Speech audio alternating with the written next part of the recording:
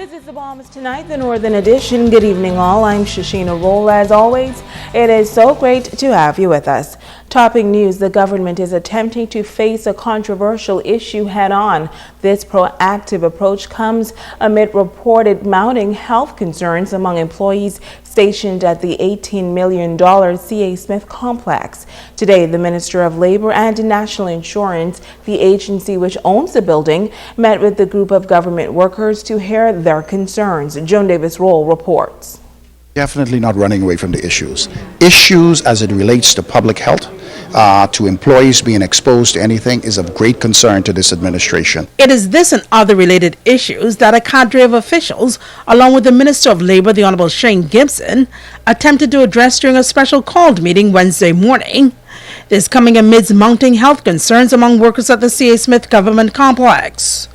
According to the Labor Minister, the Honorable Shane Gibson, the meeting was cordial and one which provided all parties involved with an opportunity to voice their concern. And it's just important to have the persons who are overseeing the mold remediation to come down and explain to them what was done and address any concerns that individuals may have. The Department of Environmental Health and the public analysts certified that mold remediation was carried out to their specifications, and at this time, the important thing is to meet with employees before and after so they can understand what's happening. I mean, it's unfortunate this is a new building, but that's the way it is. They say you can't prevent mold from going anywhere. Mold is everywhere.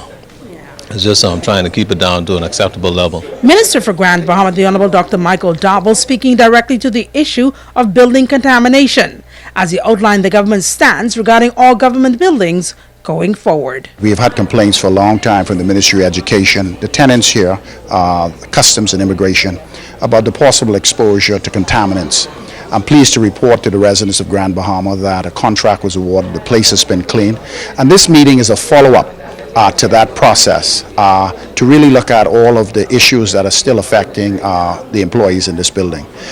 We are working out the logistic to move some people around, and some additional studies will take place, but we're very confident that the process for the removal of mold has been completed. Other work as a result of mold on Grand Bahama, as you're aware, down at the 8 Mile Rock School, at the building where we are at ZNS, we just finished cleaning that. So it's obviously that all buildings are susceptible to contamination of mold. And one of the things I like to just highlight is the fact that preventative maintenance, I think, is a solution. And so the way forward, protocols would be put in place for all of these buildings that goes through the necessary cleansing process to ensure that we prevent this from happening again. Experts also weighing in on the situation, saying that their goal is to allay the affairs of workers. I'm very satisfied because I walked through, I looked at every air handle, I looked at the ducts, I looked at we did thermo checks of the dry walls and everything else, and it indicated to me, and all the instrumentation says, that we in a healthy and safe environment, we're in a safe building. And I signed off on it, the public analyst signed off on it, and the MRAD unit here in Grand Bahama, they're okay with what was done. So we're all on the same page. Joan Davis-Roll, ZNS Network News. Well, Bahamas Customs and Immigration are just two of the agencies housed in the C.A. Smith complex. Official with the Customs and Immigration and Allied Workers Union, Darren Brooks, says while they commend Minister Gibson for meeting with the workers, he says the meeting has left them with more questions than answers. There's a concern by the other workers here in this building because you have persons who are being affected from a respiratory standpoint, and certain illnesses have accelerated to a certain extent, and they're having heart conditions, etc. And so therefore the concerns still exist as to the health and safety of the persons that work in this building. Specific questions that were asked by various persons in and out of our union that they did not receive a direct answer, right? So he said that in some instances, the questions that were asked would be answered later, or it wasn't the forum for it. We would receive answers to those questions later. So some persons still left without feeling reassured. In other news, the local government chief counselor for the city of Freeport, Shavita Campbell, issuing a statement following a special called meeting last night. The meeting came following allegations of misconduct on the part of the chief counselor. Campbell says the council voted in majority that she recuse herself from chairing meetings until such a time as certain allegations involving quotations are properly investigated by the police. Now, according to the statement, the deputy chief counselor, Navar Smith, will conduct meetings until the completion of the report in accordance with the generally accepted practices. Additionally, an ethics committee has been formed comprising respected persons in the community who will give advice regarding ethical standards to the council.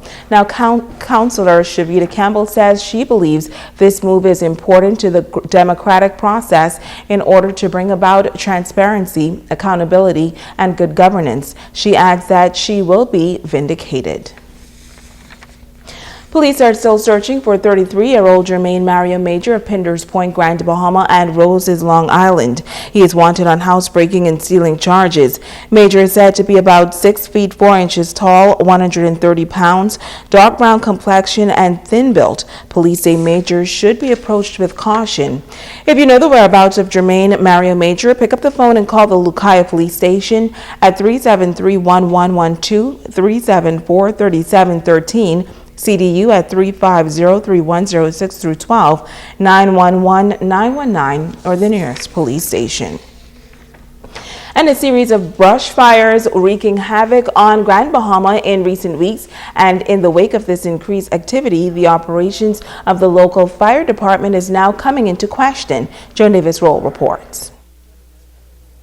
Officials mandated to fight fires are now coming under fire as a local family recounts a terrifying situation involving a blaze which occurred in the area of the old Freetown at the eastern end of Grand Bahama.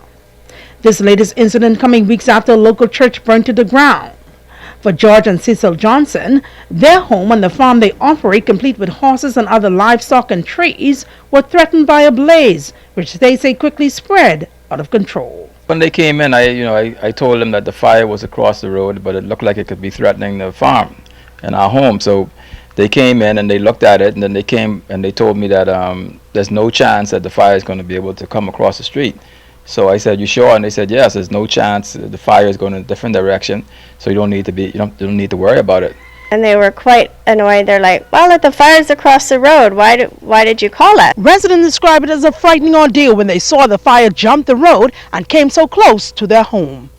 They left, and about 20 minutes later, we noticed that the flame was coming towards the house. And I went out there, and here it was, the fire had jumped across, and it was coming within feet from our fence line. And at that time, I called the fire department again to let them know, and they came out. But not for over an hour, almost 2 hours after you called them. But they once showed they up. came out, and I said, "Well, look at the fire now. You said it wasn't going to cross over the street." So he said, "Oh, I'm so surprised to see it." When they did show up, they showed up with a truck with no water, and there was nothing they could do to help us at that point. I thought, this is ridiculous. What fire department goes to any fire without water in their truck? Now, in the aftermath of the scary situation, the Johnsons are making this appeal. And it's just not just us that we wanted to bring this to attention to. It's for all of Grand Bahama. 2 churches burnt down in the recent past, and that just should never happen. It's just crazy to me that even any buildings are burning down. Joan Davis-Roll, ZNS Network News. Well, we spoke with the head of the fire department, ASP Ernest Hanna, for his side of the story. He says all calls to the fire department were responded to appropriately. He says trucks are always full with 1,000 gallons of water because they are always on call, and so the trucks never leave the station without water. But Hanna says they would not use water on every fire, and in this case, there was no hydrant within miles. And in such cases, they have to manage water resources. This is the forest fire season, and the fire chief says the past few weeks have been taxing on the fire crew. He says their hearts are bigger than their jobs, and they ought to be commended. Stay with us. The Bahamas Tonight will continue in a moment. Bringing news that matters to you. You're watching the Bahamas Tonight Northern Edition. Welcome back. The Department of the Public Service hosting its 4th Public Service Administrative Professional Awards luncheon today. The salute to public officers was held at Le Chateau on the Green under the patronage of the Minister for the Public Service, Shane Gibson. Italia Hall was there. They are responsible for the daily running of government departments and ministries in the northern region, and on Wednesday, the Ministry of the Public Service took time out to honor those who exemplify excellence in the workplace. Minister for the Public Service, the Honorable Shane Gibson, telling the honorees that as they receive their awards, they should do so with great pride and joy because the country appreciates their contributions. Being a public officer is really a sort of a calling, because you recognize that for the most part you don't have all that you need, all the tools to do your job. You can walk into the ministry and most of what you need isn't there, and so you can use the excuse that I don't have it. But for most public officers, despite not having all that is required to do their job, they continue to do it anyway. You're being recognized as professionals who are exemplars for their colleagues. You have displayed outstanding leadership qualities, and you are self-motivated, goal-oriented, and committed to doing your part to ensure that your ministry or department fulfills its mandate for efficient and effective service. The Minister for Grand Bahama, Dr. Michael Darpool, also on hand to lend support. I am proud to be a part of a group of professionals who are dedicated and making serious strides to improve the quality of service that we provide to the general public. The government has not forgotten you. Many times we sit in places, me and the minister, and we discuss issues, how we can improve the quality of service we provide to the residents of Grand Bahama, and how we can improve your quality of life and find ways to give you even greater compensation for the work you do. I want you to know that officials who represent change and who have the ability to change policy is committed to seeing the public service go to the next level. There were 4 nominees for the title of Manager of the Year. Chief Security Officer from the Public Hospital Authority, Philip Ambrister, took home that top award. There were some 8 nominees for the Administrative Assistant Award that went to Chief Clerk at the Ministry of Social Services and Community Development, Shalina Williams-Allen. Italia Hall, ZNS Network News. A local youth program is receiving support from a major player in the industrial sector. Sabrina Brown has the details. Hutchison Port Holdings has joined forces with the Technical Cadet Corps on Grand Bahama to strengthen the youth program established in 1990. We want to say a heartfelt thanks to them for doing so. I want you to be aware that the contribution that has been given to this program will take us a long way, and we are grateful to God and this company for opting to do so. Assistant Director of the Cadet Program, Joseph Hall, says the Hutchison Group of companies, comprising the Freeport Container Port, the Freeport Harbor Company, and the Grand Bahama Airport Company, will provide a feeder system for the students involved in the 3-year course. The Honorable Prime Minister, Mr. Perry Gladstone Christie, just in CARICOM a few weeks ago, made mention of many of our students who would go abroad to school to study and hence cannot find any work. I yea say today, the Freeport Container Port is up to the challenge, and they are now making way for our young budding employees of the future. 784 young people have graduated from the cadet program over the years, which has opened doors of opportunities for many. The government saw it fit, as they enter this program, that our young people be trained so that they can become an apprenticeship for any company that so desire to receive them. And so the 3-year program consists of electrical installation, electronics, auto mechanics, welding, computer technology, safety in the environment, construction technology, and the likes. Hutchison Port Holdings Bahamas says it is impressed with the work being done by the cadet program, and the group of companies is committed to the positive advancement of talented young Bahamians. Hall is appealing to other corporate citizens to partner with them in shaping the country's future. Sabrina Brown, ZNS Network News. Well, the Falcons Boys Club preparing for their annual conclave this weekend under the theme, We Can Make a Difference. For the past 9 years, the club has been working to mold young men into productive leaders of society. And each year, the conference is held at different locations on the island. Director Darren Roll says Saturday's conference will be held at Jubilee Cathedral. The Falcons Boys Club do believe that it is better to build a youth than it is to build a man. Our 2015 Boys Club Conference theme is We Can Make a Difference. With the various ills that society is facing, we do believe that it's going to take young men to step up to the plate and to be able to make a difference in our wider community. We do believe that at the Falcons Boys Club, that within every young man is the ability to change their home, to change their street, to change their town, to change their community. But it's going to take the efforts of the community at large to be able to encourage them. The Falcons Boys Club 9 years ago saw the importance of starting a conference that is unique to young men. Our 2015 conference, we are expecting anywhere from 500 to 1,000 boys and their fathers to be able to attend this year's conference. Well, speakers are expected to include noted businessmen Otario Mitchell and Randy Butler. ASP Henry Roll and retired educator Cecil Thompson are among the partners giving support to this conclave.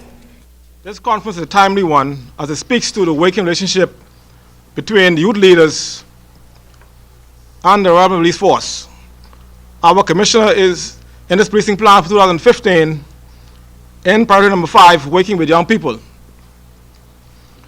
We continue to monitor and make critical assessments relative to our crime trends, where young people, especially boys, are more inclined to becoming victim or offenders of crime and deviant behavior.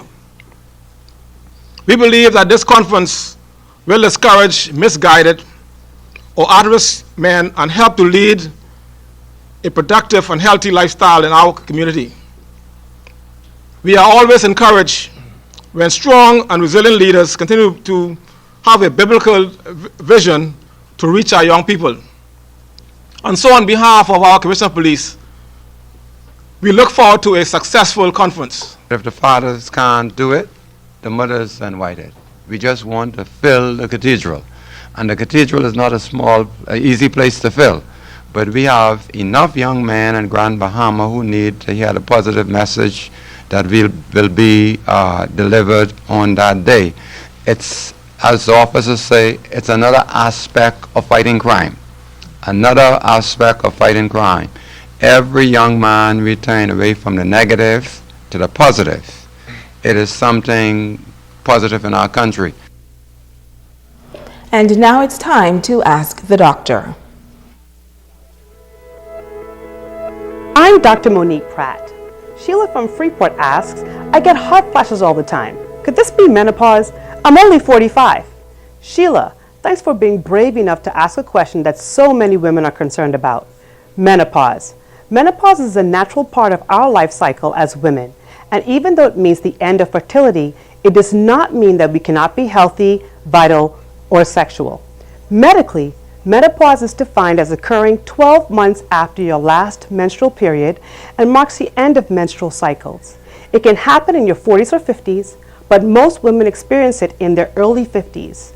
Menopause can be accompanied by physical symptoms, such as hot flashes, and emotional symptoms, like anxiety or feelings of sadness and loss, which may disrupt your sleep and lower your energy. In the months or years leading up to menopause or perimenopause, you might experience symptoms like irregular menstrual periods, vaginal dryness, night sweats, sleep problems, mood changes, weight gain and slowed metabolism, thinning hair and dry skin, or loss of breast fullness.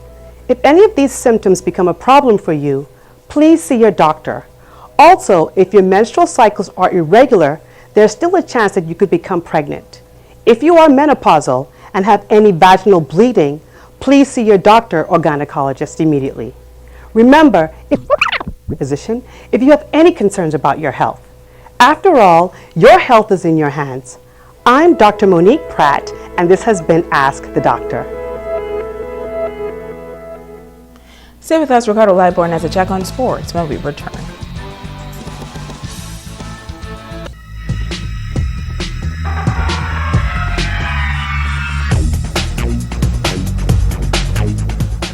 Hey everybody, and welcome to Sports with Ricardo Liborn. Jan Mullings is celebrating a birthday today, and I want to say that's Kimberly's mom, and just sending a message: chocolate cake, fudge, German, just chocolate. We're waiting. Here we go. Week 2 of the Grandma Flag Football League is in the record books, folks. Let's take you out to the Plex. The police and forces entered the game against the Sands Bears, all fired up and cheering. That'll bring down the house.